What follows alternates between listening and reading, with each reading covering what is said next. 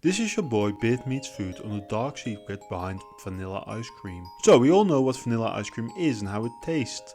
But what would you think if I told you that there's something strange going on with this product and most vanilla flavored and scented products? Mainly that it contains something called Castoreum. What is Castoreum? This is the thing that beavers use to mark their territory. Because Castoreum has a very strong scent. To beavers at least. It is kinda to beavers what the Union Jack is to the British. They just put it down somewhere and call it their own. They even use this Castoreum to find mating partners. Now, where do beavers get this Castoreum from, you might ask? They get it from their anal glands. Yes, beavers have a form of tinder in their ass. Just like your boy Beard Meets Food. But beavers are born with that stuff. With me it happened after a wild night in Amsterdam. Speaking about Amsterdam and spicy stuff, this Castoreum being used to find mating partners is why in Dutch Castoreum is called bevergeel, literally translated to beaver horny. The Dutch, the people who really know how horny those beavers, and let's face it, everyone else, really are. But here's the thing, if you get Castoreum in its purest, most distilled form, it really enhances the taste of flavors. It especially pairs well with vanilla. It makes it taste way more refined and with more depth than vanilla actually tastes like. In a way, adding the excretion from beaver anal glands make vanilla taste way more fancy to us humans. I mean, who doesn't like some fancy vanilla ice cream? If you don't believe me, a Dutch program did a big investigation into a Castoreum and they found a beaver anal gland trader. Yes, that is a real job people have. Hello. Hi, Are you Gord? I'm Gord.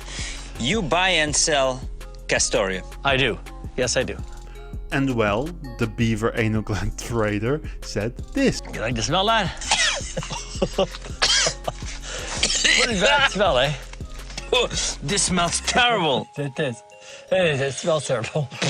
Yeah, but it smells terrible, but Why good does it for smell you. so bad? That's a beaver. Is it Beaver smell beaver? bad. Beaver smell bad. I cannot imagine this is in ice cream. Yeah, it's better than that. It's in candy. No. Yes. Much This. better. Sweeter. Tastes better. So it's true. Yeah, it's true. And they even made some real ice cream with it. And this is their reaction. Mag ik mijn voorkeur uitspreken? Zeker, ga je gang. Ik vind deze lekker. Met Castoreum. Met Castoreum. Now, it is not always in vanilla ice cream.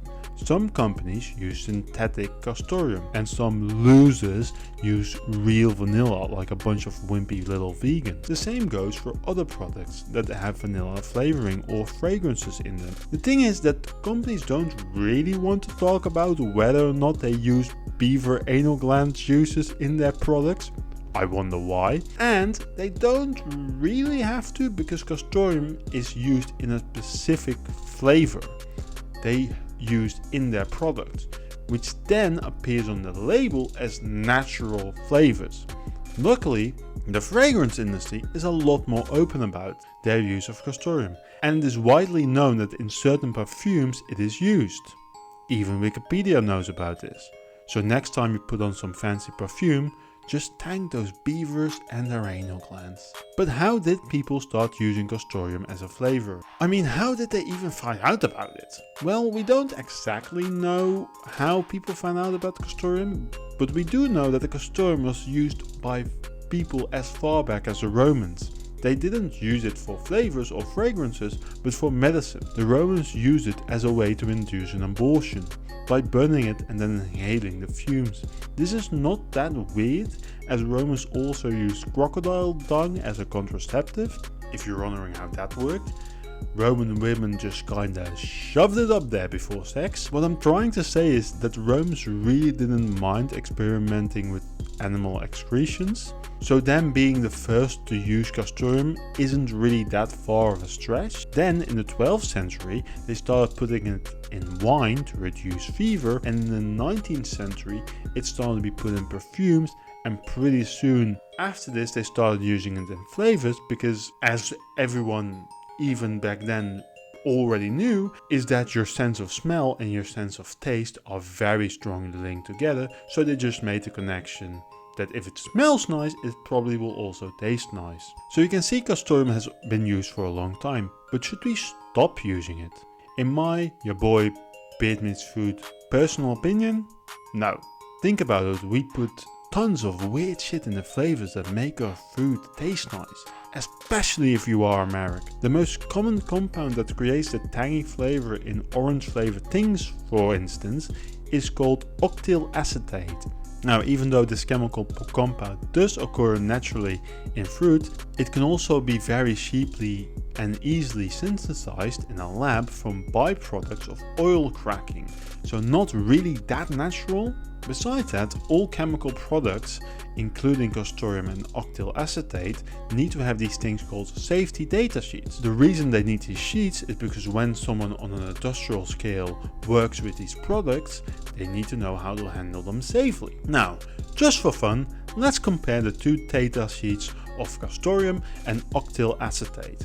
Now, before we do this, I have to say that these safety sheets are again made for industrial purposes. So these safety data sheets assume you are handling these chemical products in industrial quantities. In our food, they are used in very, very, very small amounts. So again, these data sheets assume you are handling kilos of this stuff, while in the ice cream you eat, there's maybe 1,000 of a pictogram of this stuff.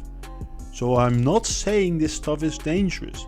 Please, big companies, don't sue me. And if you are going to sue me, I am Beard Meats Food and definitely not some guy whose gimmick is badly pretending to be people on YouTube. Please don't sue me. I don't have a lot of money and I really can't afford a big lawsuit. Now let's compare these two safety data sheets and specifically the first 8 measures with both products. Here is octyl acetate and here is Castoreum. If you ingest Castoreum, you have to wash your mouth and drink a lot of water.